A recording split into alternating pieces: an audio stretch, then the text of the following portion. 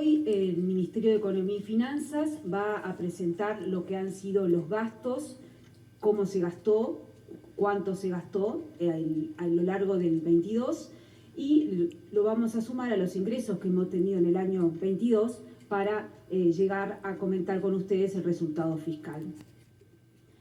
La instancia de hoy, quiero recordar que forma parte de la nueva institucionalidad fiscal que fue consagrada en la Ley de Urgente Consideración y que luego fue ratificada por la ciudadanía. Este nuevo marco en el que nos movemos para manejar las cuentas públicas ya establece que en dos instancias, en su reglamento dice que hay dos instancias, es decir, se suma a la rendición de cuentas esta instancia para rendir cuentas a la ciudadanía de manera que haya mayor transparencia, mayor claridad. Se agrega esta presentación en febrero, que es la tercera que hacemos, porque en el año 22 y en el año 21 también estuvimos haciendo estas mismas presentaciones. Vamos a contextualizar la situación fiscal, empezando por lo que ha sido la actividad económica en el año 22 y el impacto que esa mayor actividad económica ha tenido en el mercado laboral. Vamos a compartir lo que ha sido el avance en la agenda de reformas, y esto vamos a dar los titulares porque compete básicamente a los distintos ministros que vemos sentados aquí en primera fila. Luego sí nos vamos a centralizar en lo que fueron las metas fiscales que se cumplieron en el año 22 y sin aumento de impuestos, como venimos reiterando desde que inició esta administración. El producto en el 2022, todavía no salió el dato, sale el 23 de marzo, la rendición de cuentas nosotros pusimos una estimación de 4,8 y hoy estamos pensando que va a estar en el entorno del 5%, quizás un poquito arriba. Aquí la gran incertidumbre es el impacto que la sequía va a tener en el cuarto trimestre del 2022. Detrás de esa actividad económica tenemos un consumo, una inversión y unas exportaciones, tanto de bienes como de servicios, que están siendo muy dinámicas.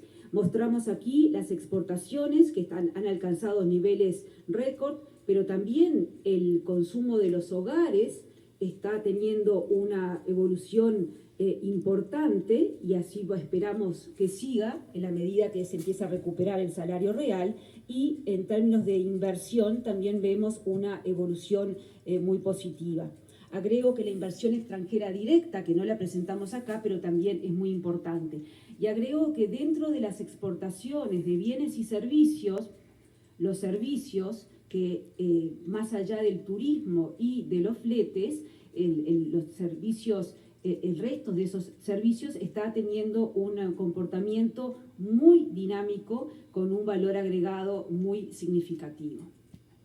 Se continuó incentivando desde el Poder Ejecutivo a la inversión y lo que vemos en pantalla es el resultado de los proyectos que se presentan en el 22, tanto a través de la Ley de Vivienda de Interés Social como los incentivos dados para los proyectos de grande dimensión, y observen el gran dinamismo de los proyectos presentados en la comisión que reglamenta la Ley de Promoción de Inversiones. 2.573 millones de dólares presentados en proyectos en el 22. Es decir, más allá de la inversión grande de UPM, acá tenemos una cifra muy significativa del resto del sector privado. Y estos proyectos que se presentaron a través de la COMAP estarían generando unos 8.000 empleos de implementarse la totalidad de estos proyectos.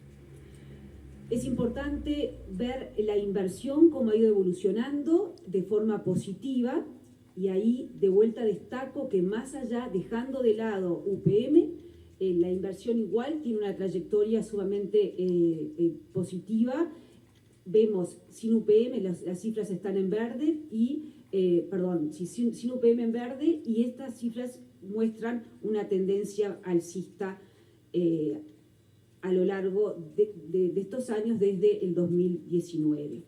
Tenemos 40.000 personas más ocupadas en el año 2022.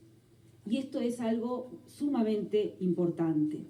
Y cuando uno mira la cantidad de empleo, estos números de empleo, y considerar el empleo formal e informal, pero cuando miramos los datos del BPS, la cantidad de cotizantes aumentó de forma significativa. O sea que no solamente tenemos 40.000 empleos más, sino que esos empleos se dan básicamente con un aumento de la formalidad en nuestra economía, en nuestra sociedad. Y esto es sumamente importante. El ingreso medio de los hogares también muestra una evolución positiva y es importante destacar lo que ha dicho el ministro Mieres, que estamos iniciando la fase de recuperación salarial. Luego de una primera fase en donde el foco estuvo en el empleo, y fue bueno el resultado, porque el empleo se creó, dijimos recién, más de aproximadamente 40.000 empleos creados. Bueno, a ese foco de más empleo le agregamos ahora el foco de un crecimiento del salario real. Y ahí vemos las cifras para el mes de diciembre, en donde la variación en 12 meses fue de 1% en diciembre del 22. El indicador de pobreza que presentamos para el 22 corresponde al primer semestre. En breve, el mes que viene, y miro al FIE, el mes que viene, el hito me parece que se va a presentar el segundo semestre de 2022, y ahí vamos a recoger las mayores transferencias y apoyos que se dieron en el segundo semestre. Por lo tanto, estamos esperando que somos auspiciosos con los datos de pobreza para el 2022. Tenemos un plan muy claro de apoyo a la primera infancia, que incluye distintas instituciones y distintas carteras, y en este momento no planificado, pero entra el ministro de Desarrollo Social a sala, que me había advertido que llegaba más tarde.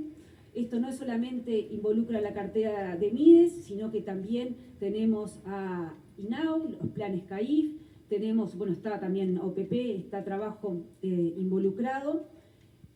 Va más allá de lo que se presentó en una rendición de cuentas, que eran los 50 millones de dólares adicionales.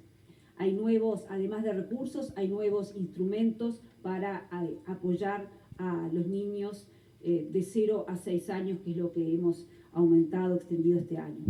Transformación educativa, tenemos presente al ministro Da Silveira. La palabra es transformación, no es algo que se logra de un día para el otro, ha sido bien claro el ministro en este sentido, y es algo que ha comenzado también con la ley de urgente consideración. Tenemos el plan de vivienda para intervenir en los asentamientos y dar solución a las familias uruguayas que están en esta situación, y se viene avanzando otorgándole los recursos, pero también los instrumentos necesarios para avanzar en este tema. Tenemos la reforma de seguridad social, una reforma que es urgente cerrarla, implementarla. Es una reforma que tiene características beneficiosas para nuestra población, es mucho más equitativa, mucha más justa con nuestra sociedad, y además, desde el punto de vista económico, es imprescindible, porque es lo que nos va a asegurar la sostenibilidad del sistema. Y con esto lo que logramos, lo que buscamos es, dadas las características demográficas de la población, mayor expectativa de vida, menos nacimientos, bueno, el gasto en términos del producto de la seguridad social que aumentaría, lo que logramos es estabilizar ese mayor gasto.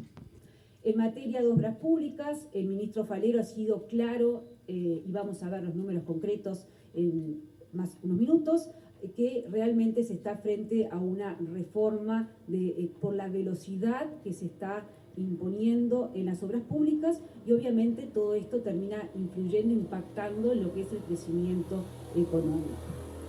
La agenda ambiental, el desarrollo de la agenda ambiental ha sido un tema sumamente importante, conjuntamente con la cartera de ambiente, y aquí, desde el punto de vista económico, no solamente importa la responsabilidad como ciudadanos uruguayos y del planeta, en el cuidado y la mitigación del impacto ambiental, pero importa que nos adelantemos, porque a la vuelta de la esquina está que la exportación de nuestros bienes y servicios y la inversión van a requerir que tengan ese certificado de responsabilidad ambiental. Es esa mirada que tenemos desde economía, pensando nuevamente en crecer más y tener mayor generación de empleo.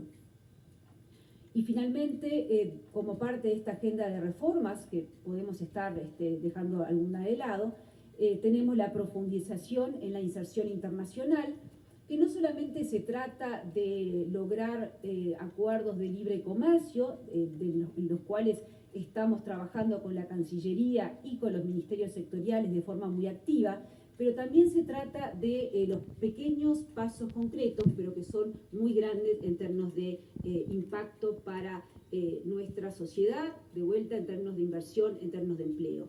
La apertura de la exportación de carne de lengua bovina estoy mirando al subsecretario Bufa, a Japón es un paso muy importante. El acuerdo con Brasil de que los productos uruguayos que se vendan a Brasil o brasileños que se vendan a Uruguay provenientes de zonas francas sean considerados de origen Mercosur es también algo sumamente importante y bueno, esto para dar algunos de los ejemplos de que pasos concretos también hacen a esta inserción internacional y que no solamente es de economía, sino que es un trabajo que se aborda con Cancillería y con los ministerios sectoriales. Estamos viendo en pantalla es el resultado que, como decía, publica el Ministerio de Economía y Finanzas todos los meses, el resultado con el producto que tenemos hasta el momento. Recuerden que el producto del 22 todavía no salió, con el producto que tenemos hasta el momento, el que presentamos en la rendición de cuentas 21, el resultado del déficit fiscal efectivo es de 3,2% del producto, en línea con lo que fue la estimación en la rendición de cuentas. Las barras en verde nos muestran lo que es los egresos que se hicieron a través del fondo COVID. Recuerden que esto surge en el 2020, se mantiene en el 2021 y en el 2022 continuamos teniendo egresos a través del fondo COVID en situación que todavía teníamos casos de pandemia. Ahora, y por eso tenemos tres pilares en esta nueva institucionalidad fiscal. El primer pilar mira el resultado estructural que decía al inicio, el resultado que publicamos siempre, pero lo limpiamos, depuramos de lo que son respuestas extraordinarias o de lo que es el ciclo económico, el impacto por el ciclo económico. Si estamos creciendo mucho, si tenemos una desaceleración en la economía. El segundo pilar de la regla fiscal nos da un máximo, un tope a lo que puede gastar el gobierno central. Y el tercer pilar nos da un tope a el endeudamiento neto que puede tener el gobierno central. El primer pilar, el resultado fiscal estructural, es convalidado la metodología y los números por un consejo externo que es el Consejo Fiscal Asesor. Vamos entonces al primer pilar de la regla fiscal y tenemos en pantalla el resultado efectivo, el que nombrábamos inicialmente. Corregimos por lo que son ajustes extraordinarios que corresponden a eventos que se dan por única vez, como ha sido claramente el COVID en estos 3 años.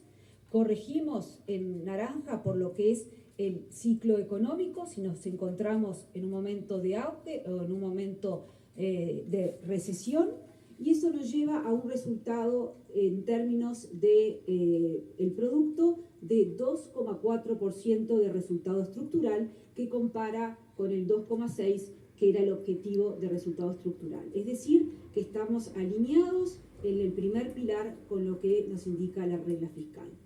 Vamos al segundo pilar, que nos pone como tope de aumento de los gastos del gobierno central sin los intereses un 2,1%.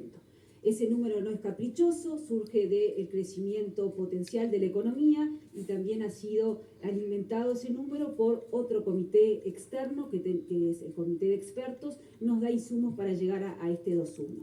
Bueno, en el 22 el resultado del gobierno central disminuyó 0,5%, o sea que está dentro del tope, pero Esto se debe a que en el 22, acá estamos considerando todos los gastos, en este 22 tenemos los gastos COVID. Si dejamos de lado el gasto COVID y comparamos los gastos no COVID del 22 con el 21, ahí tenemos un aumento de gastos del 3,6%.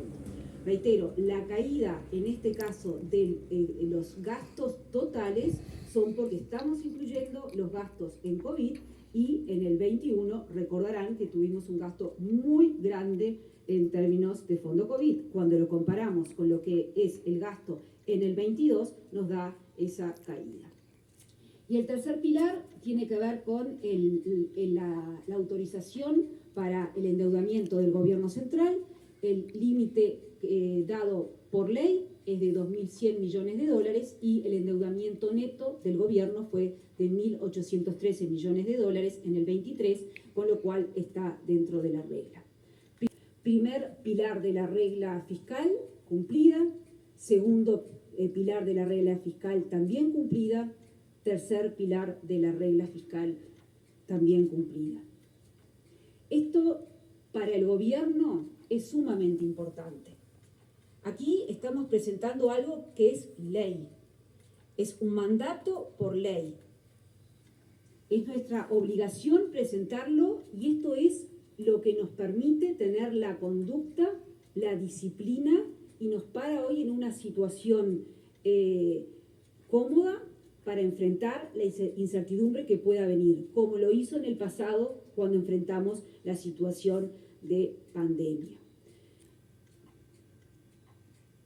Para terminar el capítulo fiscal, mostramos lo que es la evolución de la deuda, tanto en términos brutos como en términos netos. Lo que sucede en el 22 es nuevamente una leve caída de la deuda en términos de producto y es importante resaltar que los intereses en términos del producto siguen en un 2,2%, o sea, sigue medio punto por debajo del 2020. Esto significa que tenemos más recursos para destinar a políticas públicas que sea decisión del Poder Ejecutivo.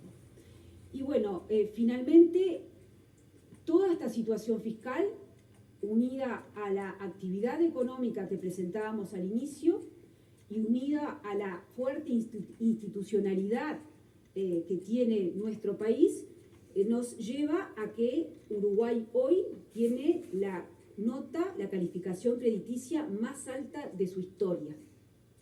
Uruguay tiene el grado inversor, pero además, destaco, tenemos la calificación crediticia más alta de nuestra historia. Y si vamos a los mercados y vemos qué es lo que nos dicen los bonos, cómo comercializan los bonos, es decir, aquellas personas, aquellos inversores que ponen plata en comprando los bonos uruguayos, nos encontramos que en la comparación de Latinoamérica, Uruguay es el que presenta el menor riesgo país en términos de la comparación de lo que pagan los títulos uruguayos con la referencia que es el bono de Estados Unidos de América. Esto es sumamente importante porque esto nos habla de la confianza de los inversores y la nota nos habla del análisis que hacen las calificadoras de riesgo y que nos lleva a esta situación. Y de vuelta, ¿por qué es importante?